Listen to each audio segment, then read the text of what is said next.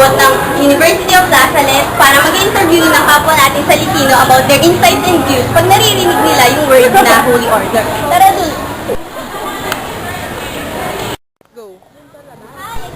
Pwede ka bang matanong about Holy Order? Ang tanong ko lang, anong insight mo pag naririnig mo yung word na Holy Order? Ano ba yung pag-order ng mga tao? Para maging panic sila eh, parang Priesthood. Okay, thank you.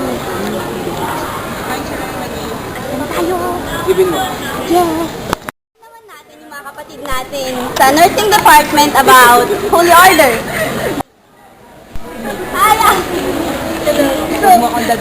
Ano naman ang views mo about Holy Order? according sa pinag-aralan namin noon, tsaka sa point of view ko rin, Holy Order is talk about priesthood.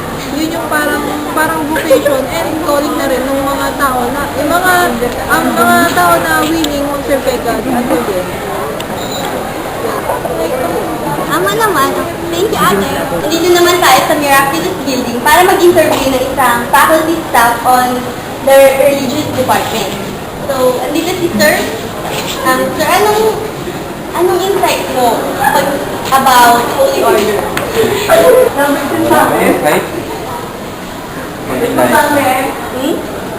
The Holy Order is a gift given especially to men for so that pag sinabi natin Holy Order, it is a gift from God and it's a blessing that is one of the hardest. It has one of the hardest responsibilities, most difficult responsibilities in humanity, especially when you're into it, there is too much Let's move on. Let's move on. Let's move on. Next person. Sige na. Anong concept? Anong naisip mo pag naririnig mo yung word na Holy Order? Holy Order? Yes. Sabat ba yan? Sige na. Sabat ba yan?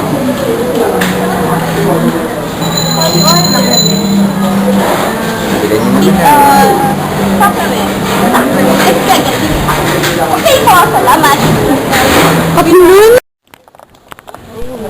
Diba madali si brother, pero madali lang din to. dalian ganyan. Brother, ano po yung concept niyo about Holy Order?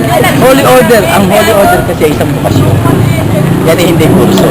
Tandaan niya, isang bukasyon at hindi ito kurso na katulad ng engineering o whatever. Kasi ang Holy Order ay ang pagtawag ng Diyos katulad ni na Father Frank, katulad ko, ako sa brotherhood ako, yun naman si Father Frank sa pagpapalit. Kasi yun ay buhay mong ibibigay sa Diyos ang buhay mo. Kaya may mga vows yan. Yun lang po, brother. Salamat po. Okay, sige.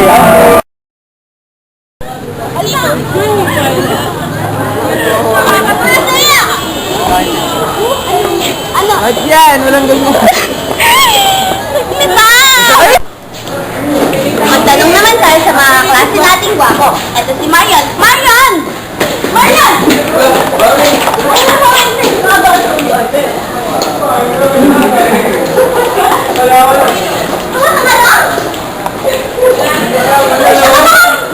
Wait tayo! Hello, kuya. Pwede magtanong? Ayan. Hindi na ba? Yan. Yan, talagin niya. Sige na,